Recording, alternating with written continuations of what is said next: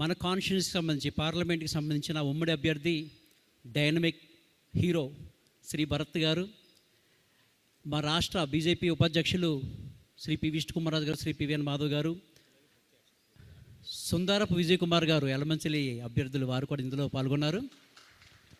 మనల్ని ఉద్దేశించి శ్రీ భరత్ గారు మాట్లాడతారు. వారి తర్వాత ముఖ్య అతిథి మాట్లాడతారు.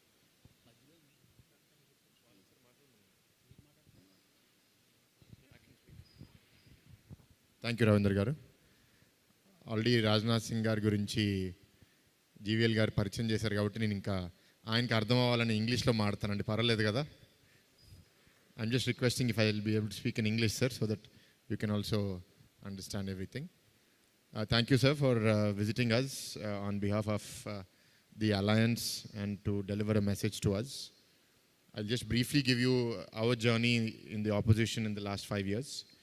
And we are making a lot of promises on behalf of the Alliance to the people. So I'd like to bring it to your notice also, so that when you speak, you may consider them and share your points. I contested, sir, in 2019 as a member of parliament here. But last time, we all fought separately.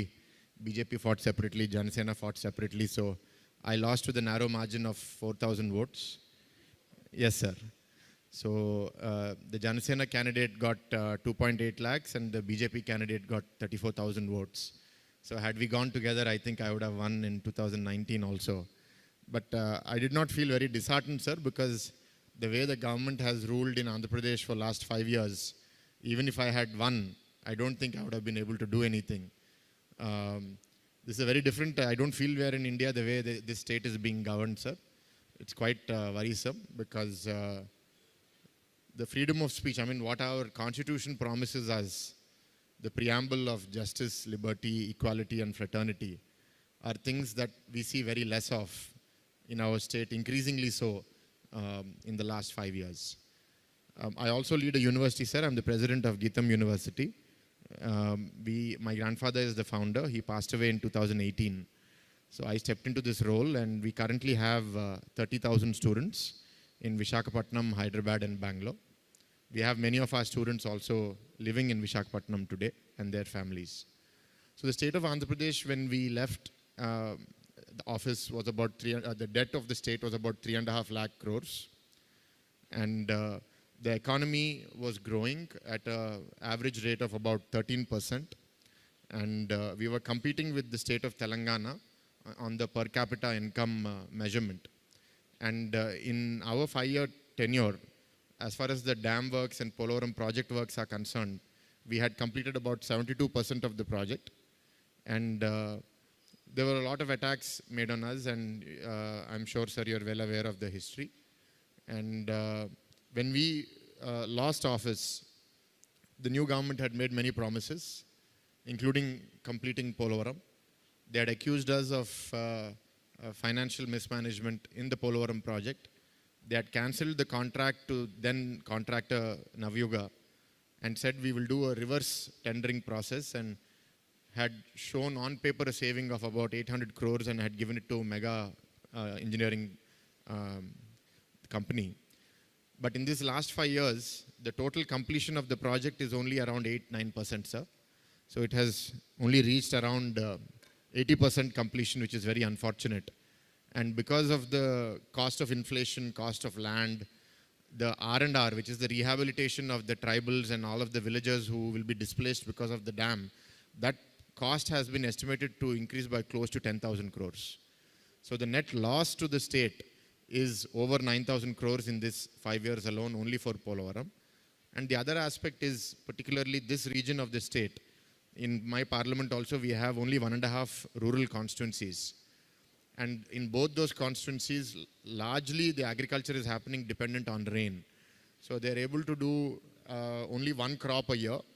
And if there is any cyclone, even that one crop, they are not getting proper retribution from the government as far as damages are concerned. So we had promised when we were in government that if Polavaram were to be completed, then through the left canal we would have enough water for agriculture, for drinking purposes and for industry.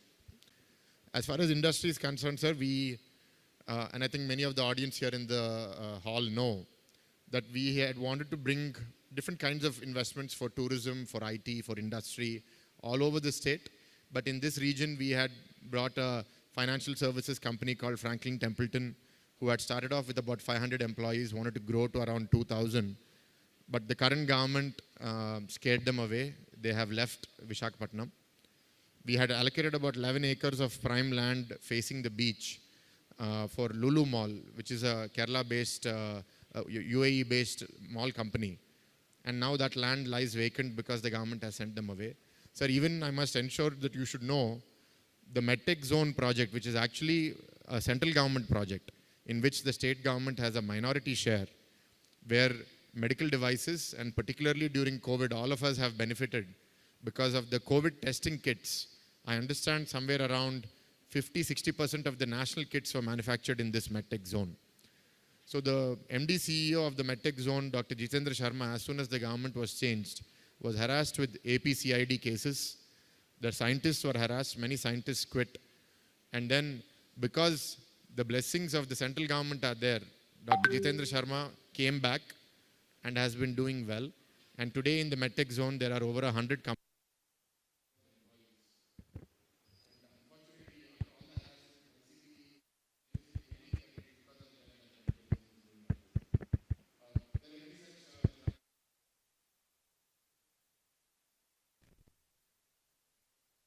Why we need to ally with the BJP. The state debt has now reached over 12-13 lakh crores. And the interest alone on this annually is close to 1 lakh crores. And if we have to repay the principal amount, all of you must be decent at math. If it is 12 or 13 lakh crores, I should pay at least 50,000 crores back in principal. That means my annual outlay on just principal and interest is 1.5 lakh crores. Whereas the state budget this year is 2,86,000 crores. So more than half of our revenue is going only towards servicing the debt. And how do we pay salaries? How do we pay the subsidies for bringing investments? How do we clear the electricity dues? There are many issues like this, sir. In Vishakhapatnam in particular, I would like to bring certain things to your notice. We have been, on behalf of the Telugudesam Party and on behalf of the people of Andhra Pradesh, opposing the privatization of the steel plant. And we had expressed on behalf of our party and the alliance that we would place upon you the sentimental value of the steel plant and also the value of the employees that are working there, over 40,000, and almost 17,000 farmers who have donated land to that, half of whom are still waiting for a job. So we request that the steel plant privatization be stopped or the steel plant be merged into SAIL such that it can be provided with captive iron ore mines and it may become once again a profitable company. Over 20,000 acres were donated for that plant, but the 20,000 acres only has 7 million tons of production today. I think if we encourage it, it will reach 20 million tons and actually help the growth of the economy, not just in Andhra Pradesh, but all over India. Also the railway zone, so the central government, the BJP has allocated the railway zone what we have asked. But unfortunately, to establish the Voltaire division in Vishakhapatnam, the government has not allocated 52 acres of land. And only after repeated questioning, they have allocated recently a couple of months ago. But I understand that it is a catchment area of the Mutsarlova reservoir. So the division hence cannot be built in that catchment area. So we are hopeful that our alliance is going to win with a very strong majority. And we will seek the help of the union government and the railways ministry to establish the railway division once we are in place.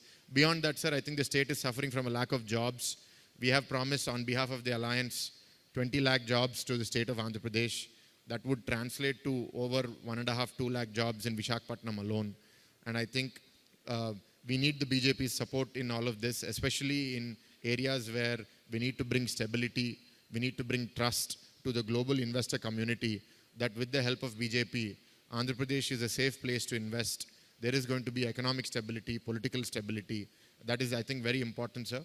And the harassment that all of us have faced, for example, even me, our university wall was broken in the middle of the night on Dasara day with almost 100 plus policemen and proclaimers. And this has happened not just to me, but to many of our leaders. I think fortunately, Mr. Vishnu Raju being in BJP is safe. He has not been attacked, but we have been attacked, sir. and we've had to go to court and seek protection, and we are surviving under that solace. And just behind our campus, to an international school, 15 acres or 10 acres was allocated at 1 crore per acre. We are asking that we be treated equally to others. We have 16,000 students in this campus. If our students study in this state, economy of this state grows. But if they leave here and go to Tamil Nadu or Karnataka, that GDP spending is being lost of this state. And we are requesting that if, as I'm in opposition, you need not help me. But I request that at least don't harm institutions. That is what we have been putting forth in front of people. I must say that Visakhapatnam is a very diverse place with a lot of central government employees, a lot of retirees who come here because they have loved Visakhapatnam. And you will see a very diverse population here. We're very homogeneous. We all accept each other. Multiple languages are spoken here. As a educated young candidate, I feel very much at home in Visakhapatnam because I don't see discrimination on the basis of caste, religion, region. I see that we accept everybody here. Visakhapatnam is a great city, and I think with the proper support of the central government, Visakhapatnam today is in the 9th place as far as GDP in Indian cities is concerned. But we would like to compete with Hyderabad, Bangalore, Chennai, and I'm sure that Visakhapatnam has the right environment. And being a beachside city, tourism also has tremendous potential. And these are all things I can keep going on and on, but just to speak about Mr. Rajnath Singh, I have not interacted with him ever before. I only met him for the first time. But I have seen him speak before, and I have found him to be a very dignified, a very calm, and a very senior leader. And hopefully everything goes well. All of you support me and I win as MP. And I look forward to interacting closely with Rajnath ji in the future and seeking his guidance and blessings in how we can leverage the help of our partner in the NDA, the BJP party, in reviving the state of Andhra Pradesh, sir. Thank you very much, sir.